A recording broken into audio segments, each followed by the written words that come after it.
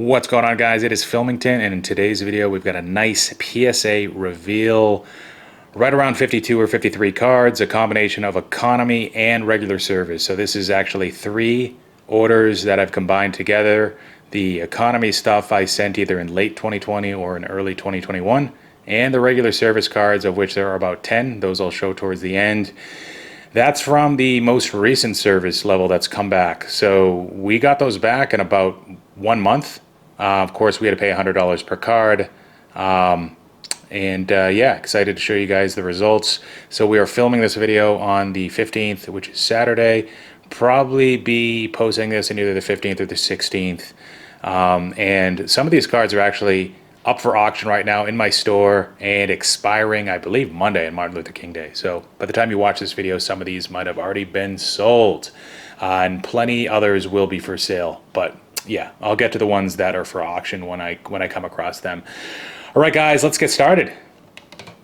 Of course, I use PC Sports Cards for this. They've kind of been one of my two companies I've been using a lot for PSA reveals. They do a great job. Check them out. I know a lot of people don't like these pajama cards, but I do, especially the parallels of some of the top young players. So you're going to see a lot of Juan Soto, Ronald Acuna, probably a lot of Bichette in this submission. This one's numbered to 299. I've joked how I probably own about half of the PSA 10 pop of Ronald Acuna.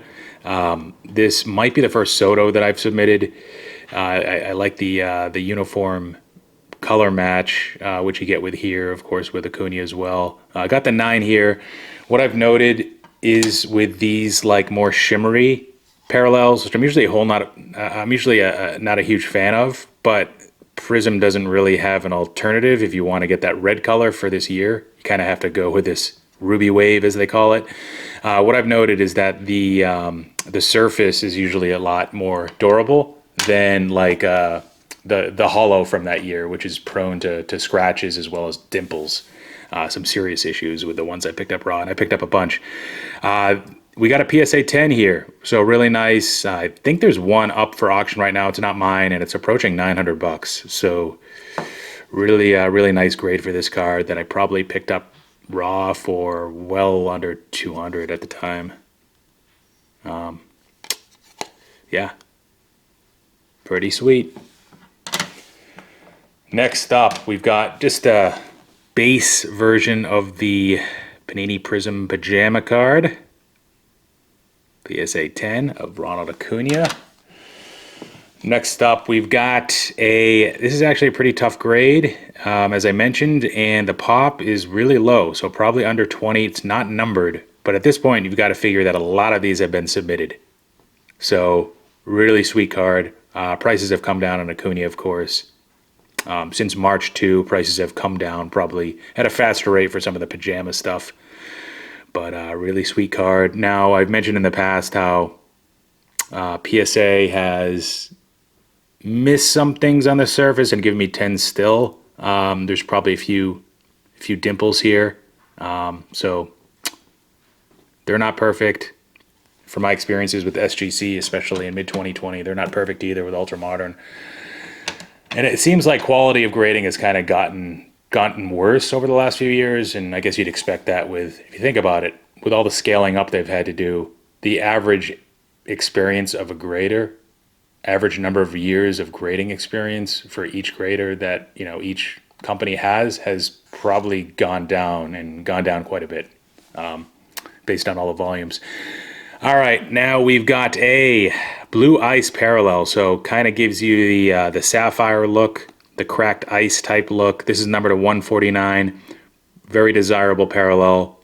And I got the PSA 10, so that is sweet. This is my first Acuna in a PSA 10 of this card.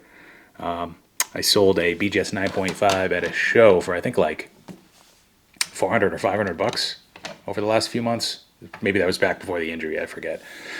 We've got a Jack Flaherty from Series 1. 2018 PSA 10, and then we've got a bunch of these. So Marco Luciano picked up, I think it was 58 or 63 of these from ComC. So with ComC, you just never really know. When I always try to evaluate, like, you know, what were these cards worth when they were sent to Comp C? And of course, what are they worth now on Comp C in raw form, of course? Because if it's a high number, you know, if I think that when they were dumped to Comp C, they were already like $10 to $20 cards, the chances of those coming back in gem form, or the chance of those being like gem condition, is definitely lower. Less of a chance that people would have kind of dumped those to Comp C. So what I did was I went through the 58 or 63 or so copies of these that I had, and I picked out the best. I think it was like 15. Most of these had scratches, and or they were off-centered. I think corner dings were rare. Edge stuff was rare. So I submitted about 15 of these, and I did well, as you can see. This card now raw is probably closer to 20 bucks, even though Luciano had a pretty lackluster year. Still young, still super young, given that he's in, was he in high A now? So he did well in low A, moved up to high A, and I think he really struggled. Struck out a ton. He's still got really raw power. He's like an exit velo darling. Another thing I worry about with Luciano is, and the reason why I'll be selling a lot of these is, I think more and more people are kind of projecting him to be not really a 5-tool guy. He might be too big to stay at shortstop long term. By the time he debuts, he could be forced to third. My friend Mike Rathburn also says that he might have a kind of a low batting average. You might be looking at like a 30 home run, 260 average guy. And as we know, those don't do too well in the hobby, especially if you're not stealing bases, which this guy probably won't be stealing many bases. He's a big guy, and he's only going to get bigger. All right, so swept those, all 10s on those, so really happy about that. I got to make sure I don't flood the market on those when I sell them. Next up, I picked up a bunch of these for pretty cheap, and most of these are from Comp C. I think I paid around like 10 or 12 bucks at the time. Second year, but I love the Rookie Cup. Of course, Soto isn't in Topps Chrome the previous year, except for Chrome Update. He does have a pink, of course, but still really cool. And Soto has grown in popularity in the hobby, especially relative to his peers, his young peers. So sweet card there. Another pink and another 10. Another pink and another 10. So doing really well this so far. As I mentioned before, with PSA, with SGC, with these modern submissions, it seems like positive surprises are correlated with positive surprises, and negative surprises are correlated with negative surprises within each order. So, you know, it seems like it's very rarely will I get an order back where I'm like, yeah, that's about what I expected. Usually it's like, well, overall I did a little bit better than I expected. Overall I did a little bit worse than I expected, but that's like across the entire order. So that means that like I got 3 bumps on cards that maybe I shouldn't have gotten or didn't think I was going to get, and I got docked on 2 or 3 cards that you know, that I thought maybe I deserved a little bit better. So definitely very interesting, but it certainly makes sense, and it certainly shows that at the end of the day, a grade is one person's opinion. These aren't the types of cards that multiple people are going to be looking at, or at least they shouldn't be looking at. These also aren't the types of cards that they should be spending more than 30 seconds on. Maybe some companies are spending 15 seconds on these, or were during the 10 million plus backlog days. I think now they're down to about 6 million. So that gives them what? If they're doing 800,000 per month this year, not factoring in any new stuff they get, that's maybe by Q3, Q4, September 1st, they'll be done with the stuff from 2020, early 2021.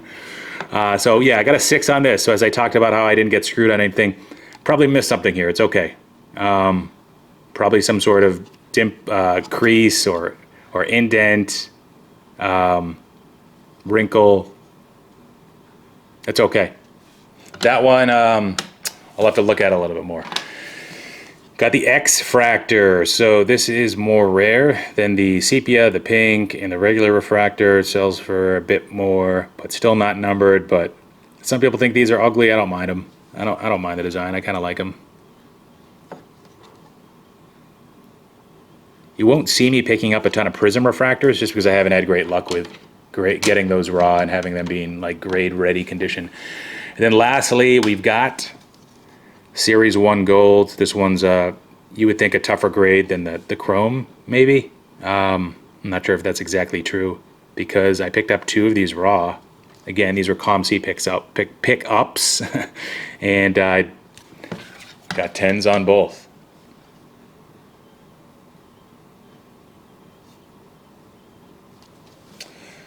All right, next up.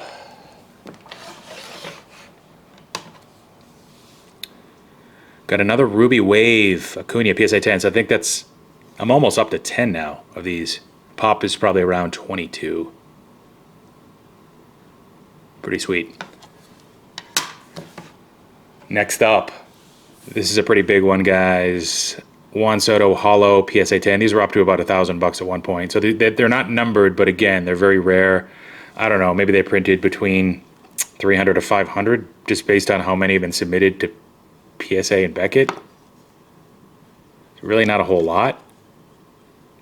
Like, I think this card, the Acuna version of this card, I checked 4 or 5 months ago. There were probably 5 submitted to Beckett, and I owned 4 of them at the time.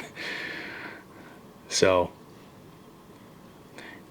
and did they miss something here?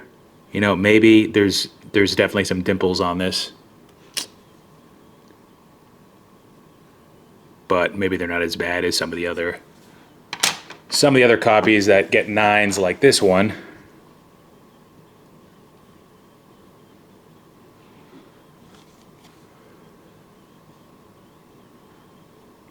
Still a really sweet card, even in a 9, my opinion. All right, next up, we've got Bichette Refractor. In my last video, I showed a ton of these in my last reveal. A ton of Topps Chrome Refractor Bichettes. So I didn't pick up a whole lot of base stuff during like the 2020 boom. I was mostly focusing on parallels, to grade at least, as you can see from this order. A lot of this stuff is stuff that I picked up in the fall after the season of 2020.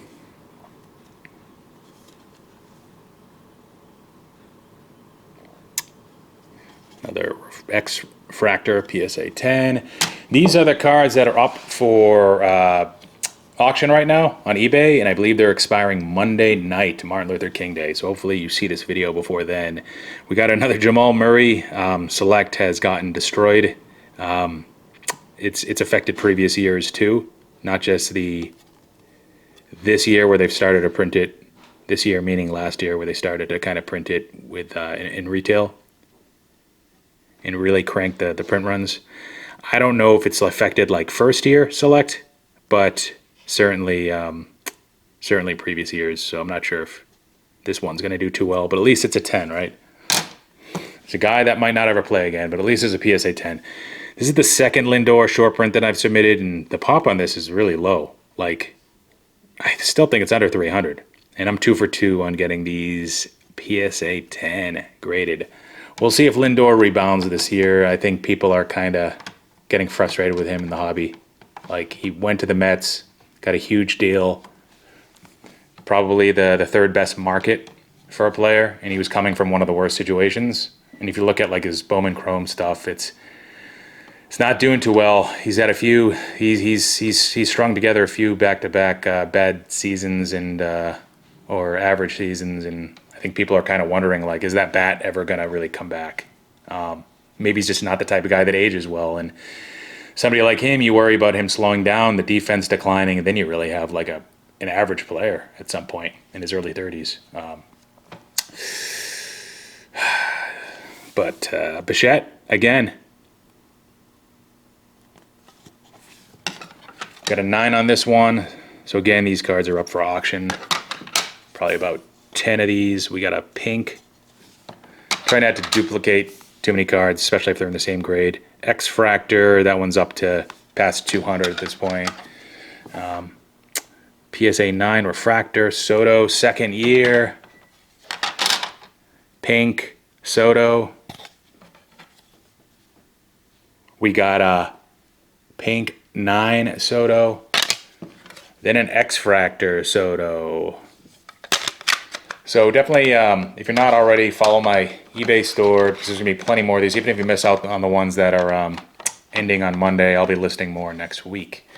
All right, now for the regular service order. First of all, it was my first show, the inaugural show, the Best Flipping Show, which is local to where I live in Massachusetts, in Woburn, and I'm helping promote it with Bowman 51 and Bay State Breakers. By the way, the next show is actually coming up next weekend, so that's the 22nd at 9 a.m.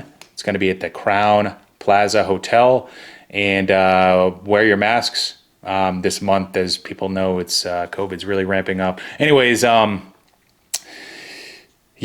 I was having a pretty good show for the first show that we did back in, like, I don't know, March of 2021, and I was like, all right, I'm gonna push some money back into the hobby by buying some stuff from some of these customers that are trying to trade stuff, sell stuff, and this is one of the cards that I bought. So it wasn't an incredible deal either, but I did like the card. I like the. It must have actually been in May when I bought this, because Mookie was down a little bit, so the first show must have been in May, or maybe in April. But Mookie was starting off slow, and his prices fell a lot after that, and yeah, I probably paid like PSA 9 prices for this, and this card, it kind of does look short. So type of thing where if you're dealing with a card, even if it's not vintage era, sometimes it's best to measure it, or at least line it up next to another card before you buy it from somebody who you're like, well, why hasn't this been submitted? Seemed like a few people that just weren't very knowledgeable. Guy came in, and I guess it was his son's card or something, and but yeah, so did not meet the minimum size. It doesn't mean that it was trimmed. Most likely case, it was factory short, so maybe that's a situation where I could submit it to another grading company, and it would be within their variances, or they'd be less strict. As you guys know, especially those that submit to PSA a lot, that's a common occurrence to get something like that back. And I've gotten stuff like this back, and I've submitted it to PSA again, and they put it in holders. So, all right. So with this, paying $100 per card, guys, it's a lot of money.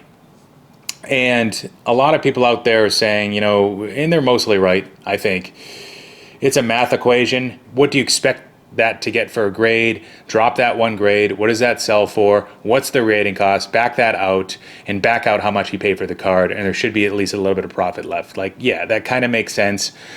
But I think, when you're grading, it's almost like an entertainment expense, especially when we've been deprived of PSA for so long, where I'm just like, and also it makes cards more liquid, so you're able to sell stuff faster.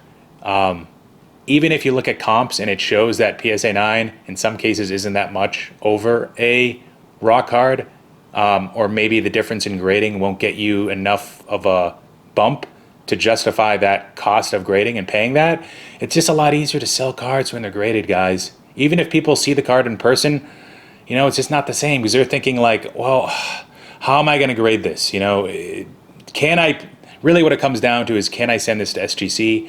And in a lot of cases, these are Bowman Chrome cards, guys, and SGC hasn't really caught on. With a lot of stuff, SGC, you could say, is number 2 or even with Beckett, but with Bowman Chrome, Beckett is still very popular. So that makes SGC a clear number 3 for Bowman stuff.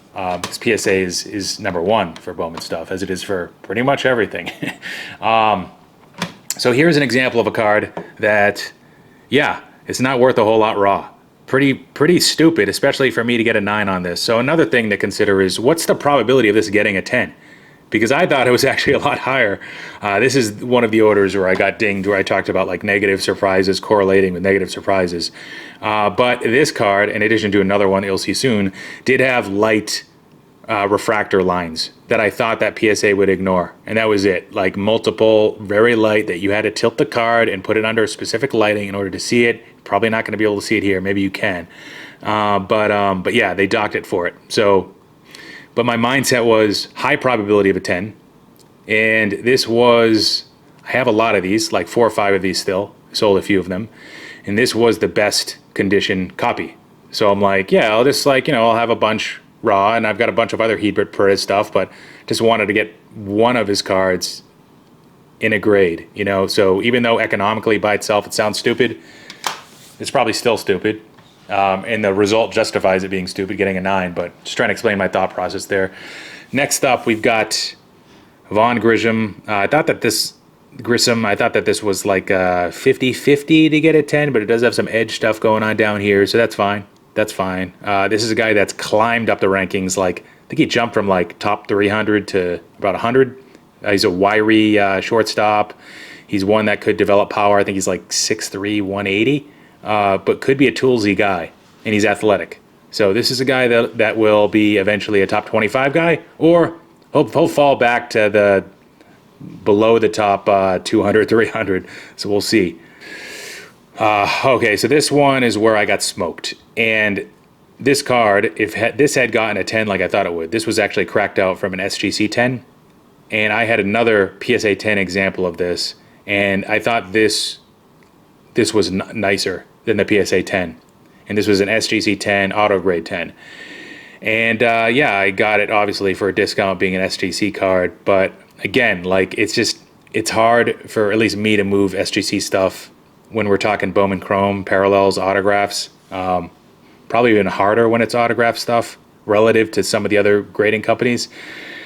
But yeah, I thought that if this came back at 10, it would justify the entire cost of the 10 cards times 100. Do the math, guys.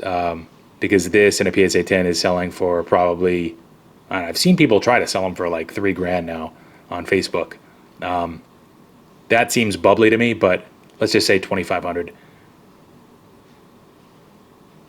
And Fangraphs now has him as the number 1 Yankees prospect. And they might have already, but I did notice that Dominguez has fallen a little bit. All right, next up. This one, I think they got it right. The back got some corner issues. And elsewise, I thought the centering was okay. Had the card been perfect. Nice, bold, red autograph. Kyle Tucker's the guy that I do like this year. I don't know if the hobby's going to catch on to him.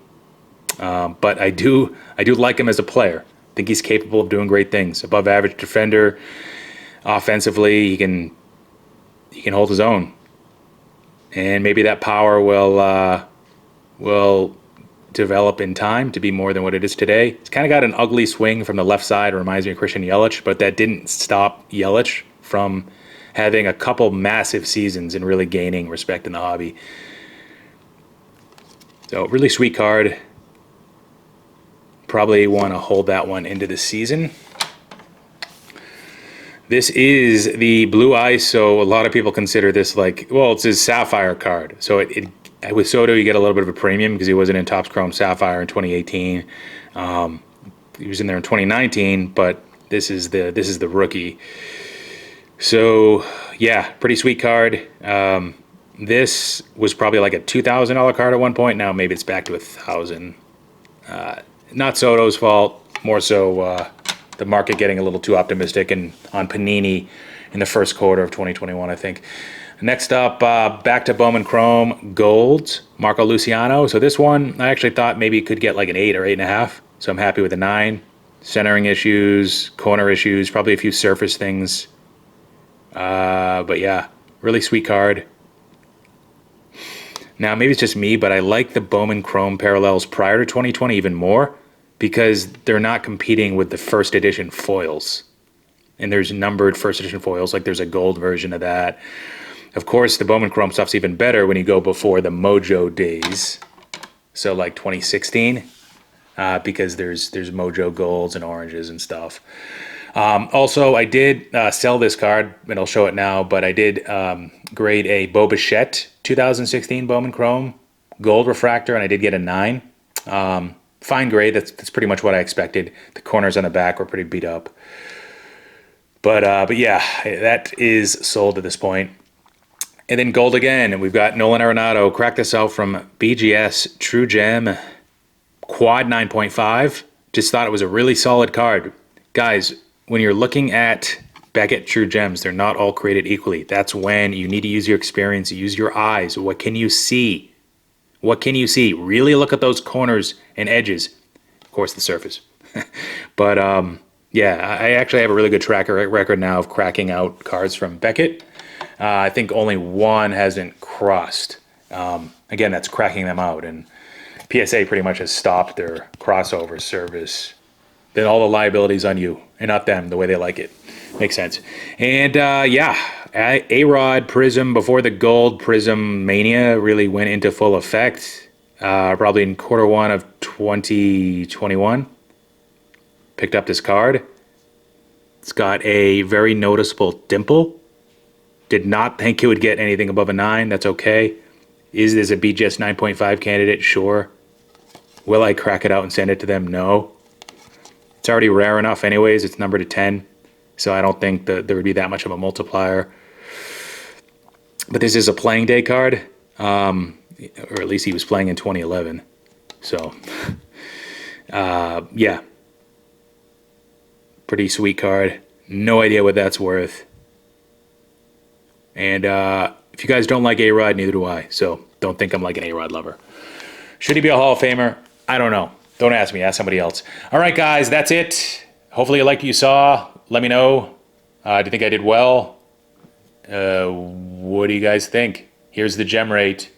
Take care, guys. Filmington out.